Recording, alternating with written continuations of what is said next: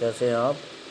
बढ़िया हैं जी। मैंने आपको अम्ल पढ़ा चुका हूँ और आज हाई स्कूल का दूसरा टॉपिक है बेटे, दूसरे पार्ट का क्षार।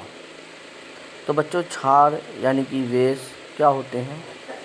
तो क्षार वह पदार्थ हैं जो जल के विलयन में हाइड्रोक्साइड के ऋणायन देते हैं। क्षार वह पदार्थ हैं जो जल के विलयन में हाइड्रोक्साइड के ऋणायन देते हैं। जैसे NaOH यानी कि सोडियम हाइड्रोक्साइड, अगर इसे हम जल में वियोजित करें तो Na इसमें क्या आता है? प्लस आता है, और OH क्या आता है इसमें बेटा? माइनस आता है। ऐसे ये KOH क्या है? KOH भी क्षार है। क्यों? क्योंकि इसमें K प्लस है और OH माइनस है। तो जिस पे भी हाइड्रोक्साइड के ऋणायन आते हैं वो क्या कहलाते हैं बच्चों? क्षार कहलाते हैं। तो क्षार वह पदार्थ हैं जो जल के विलयन में हाइड्रोक्साइड के ऋणायन देते हैं, क्षार कहलाते हैं। अब आते हैं बच्चों क्षार के प्रकार की बात। तो क्षार 2 टाइप्स के होते हैं, प्रबल क्षार होते हैं और दूसरे होते हैं बच्चों दुर्बल क्षार। अब प्रबल क्षार क्या होते हैं? तो प्रबल क्षार वह पदार्थ, वह क्षार हैं जो पूरी तरह से आयनित या वियोजित हो जाते हैं, यानी कि OH ऋणायन देते हैं। क्षार वह क्षार जो जल में पूरी तरह आयनित या वियोजित होकर OH ऋणायन देते हैं, क्षार प्रबल क्षार कहलाते हैं। जैसे KOH है, NaOH है, BaOH का होल ट्वाइस है आदि है। तो ये क्या है? प्रबल क्षार। तो वह क्षार जो जल में पूरी तरह आयनित होकर OH ऋणायन देते हैं, यानी कि हाइड्रोक्साइड के ऋणायन देते हैं, प्रबल क्षार कहलाते हैं। अब बात आती है दुर्बल क्षार की। तो वह क्षार जो जल में पूरी तरह आयनित या वियोजित नहीं होते, जैसे AlOH का होल ट्वाइस NaH4OH, यह क्या होते हैं? दुर्बल क्षार। तो क्षार कितने टाइप्स के होते हैं? 2 टाइप्स के होते हैं। नंबर 1 होता है प्रबल क्षार और नंबर 2 होता है दुर्बल क्षार। जो जल में पूरी तरह आयनित या वियोजित हो जाते हैं वो कहलाते हैं प्रबल क्षार, और जल में जो पूरी तरह से आयनित या वियोजित नहीं होते वो कहलाते हैं दुर्बल क्षार। ओके, अब आगे की ओर चलते हैं। अब आता है बच्चों क्षार के फिजिकल प्रॉपर्टीज, यानी कि क्षार के भौतिक गुण। तो क्षार के भौतिक गुण इस प्रकार हैं कि क्षार का स्वाद तीखा या कह सकते हैं कि कड़वा होता है, यानी कि जो आपके मुंह में जलन पैदा करे। जैसे कि आप साबुन को खा लें तो साबुन आपके मुंह में जलन पैदा कर देगा, इसका मतलब क्षार क्या है? साबुन है। तो क्षार का स्वाद क्या होता है? तीखा होता है। दूसरी बात, अगर क्षार को लाल लिटमस पेपर पर डालते हैं तो वो पेपर कैसा हो जाता है? नीला हो जाता है। तो क्षार लाल लिटमस पेपर को क्या कर देते हैं बच्चों? नीला कर देते हैं। अब बात आती है तीसरे कि क्षार साबुन की तरह चिकने होते हैं। क्षार कैसे होते हैं? क्षार साबुन की तरह चिकने होते हैं। और अगली बात ये, क्षार त्वचा, कपड़ा, लकड़ी को गला देते हैं। जैसे कि आप लगातार अपने हाथों से कपड़े धोते रहते हैं तो आपके हाथ की जो त्वचा है वो क्या हो जाती है? गल जाती है। तो ये क्षार के भौतिक गुण हैं। कि क्षार का स्वाद तीखा होता है, क्षार लाल लिटमस पेपर को नीला कर देते हैं, क्षार साबुन जैसे चिकने होते हैं, और क्षार त्वचा, कपड़ा, लकड़ी को गलाकर नष्ट कर देते हैं। अब बात आती है क्षार के रासायनिक गुण की।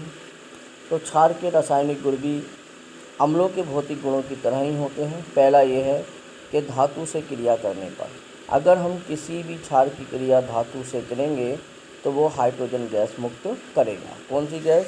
Hydrogen gas. कौन सी गैस मुक्त करेगा वो बच्चों? हाइड्रोजन गैस मुक्त करेगा। जैसे ये जिंक की क्रिया कास्टिक सोडा से करते हैं तो सोडियम जिंकेट बनता है और हाइड्रोजन गैस उत्पन्न होती है, Zn प्लस NaOH।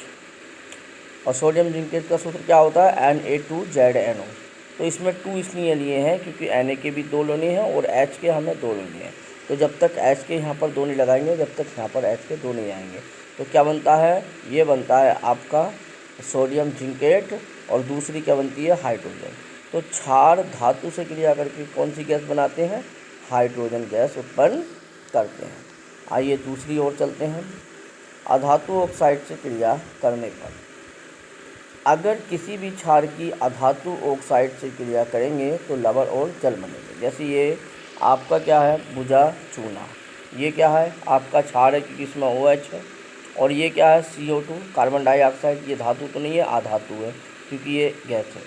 तो कार्बन डाइऑक्साइड की क्रिया कैसे करें हम, भुजे चूने से यानी कि क्षार से करें तो क्या बनता है कैल्शियम कार्बोनेट, और कैल्शियम कार्बोनेट क्या होता है लवण होता है, और H2O क्या होता है हमारा जल होता है।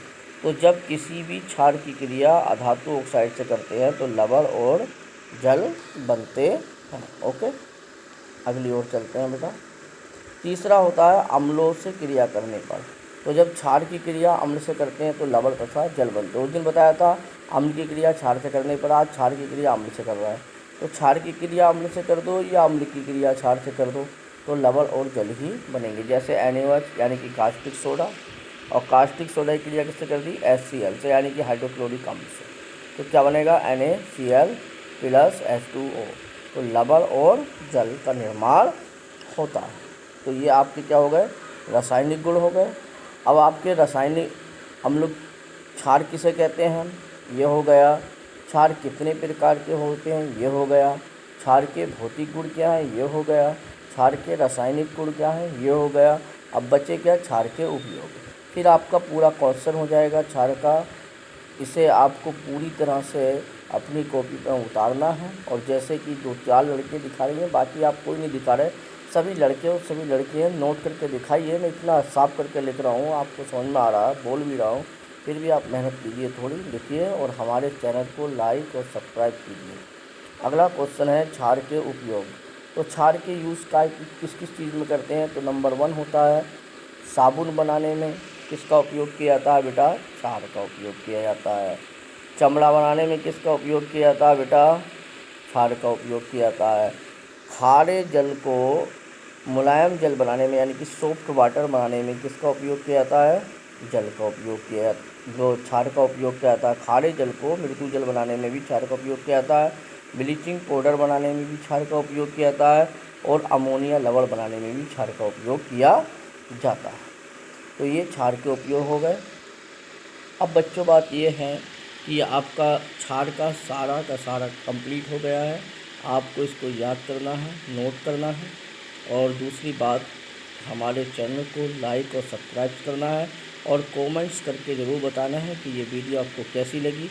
अगर कोई गलती हो तो उसको लिखें, कोई समझ में ना आए बात तो भी लिखें, सही है ना, बताएं हमें, ताकि हमें और आपसे कुछ सीखने को मिले।